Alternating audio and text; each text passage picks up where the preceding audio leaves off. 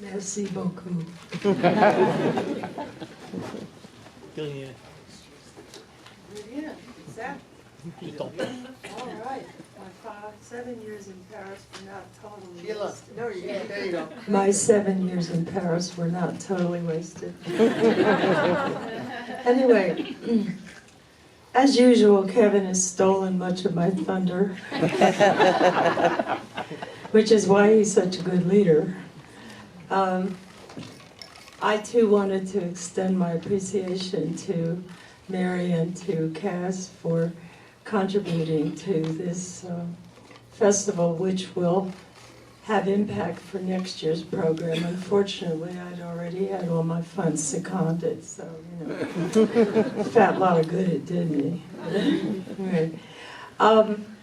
There's a couple of points I want to make. The first is, I genuinely appreciate the support and the grit that several elements of Denver Film have demonstrated over the past 3 difficult years.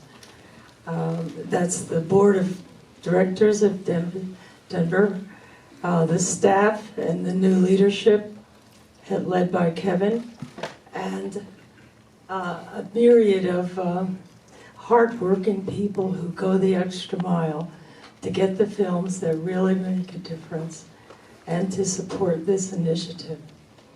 So that's my kudos. The second point is I wanted to just say a few words about UK Ireland Cinema Showcase and why I think it's one of the better initiatives for country-specific selections to be part of the program. And on some level you could say, well, why even have UK Ireland? I mean, we can watch it on Netflix. It's not the same.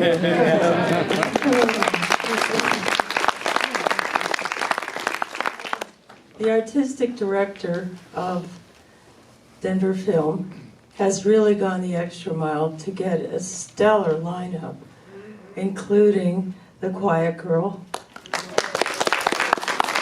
And by the way, I really applaud you, because when I heard it was all in Gaelic, I thought, crikey. It might make your bar tab better in Belfast or something, but I'm not sure what it's going to do for Colfax. Anyway, but also the whole artistic team has really made a special effort, and it's not easy to find unique, available, appropriate for Denver Film Festival, country by country. So we're small, but we're mighty, and I really appreciate it. Now let me just say a word about Bill Nighy, except I lust for him. The closest I've ever gotten to him was a carriage ride to Edinburgh from London. And he and his, I think, wife were sitting opposite me. She was too big to take out, but I gave it a thought. And what really impressed me, and if you want to know the difference between the UK and America, is those people were on the train with him for 5 hours and not one person bothered him. Nice. I'm thinking, where am I? La La Land? Yes. But at one point, I looked up from my newspaper and I just happened to catch his glance, and he was staring at me. Sure. These little tidbits keep you going. As Kevin said, his performance in Living has gotten great acclamation from the critics, and one of the most memorable lines came from one of the British papers, and it said, "At last Bill Nighy has a film as good as he is." Now what I really remember Bill Nighy, before we get all highfalutin, is his stint as a naked guitar player in Love Actually. That was when I first really noticed him. I have to admit it. I'm old, I'm not dead. Anyway, but he's so versatile. You know, I didn't realize how much theater he has done, and remarkable theater. He was the guy in the trench coat in Skylight opposite Carey Mulligan a few years ago on Broadway. And I sat through that and never noticed it, because I didn't know who Bill Nighy was until Love Actually. Anyway, so I haven't seen the film, but I'm expecting it to be terrific. Now, last point I wanted to make, and it's a point of personal privilege. A lot of people ask me, why did you initiate a UK-Ireland film thing? Because as ever, you know, you could watch it on Netflix. Not all of our selections, but some of them. And I really hadn't thought about it, other than I didn't see any real representation that I thought was enough to match the remarkable storytelling capabilities and traditions of Celtic and British societies for hundreds, for centuries. And I think in the end I finally said to myself, you know, I think it's my homage to my family.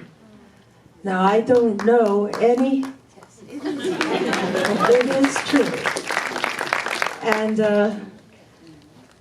the family was not well off. What they had in common was an incredible love of learning, of language, of reading. Books were what you ever got for your birthday. And I used to be so bummed. I think, can I get a doll? Just once. Anyway, no encyclopedias.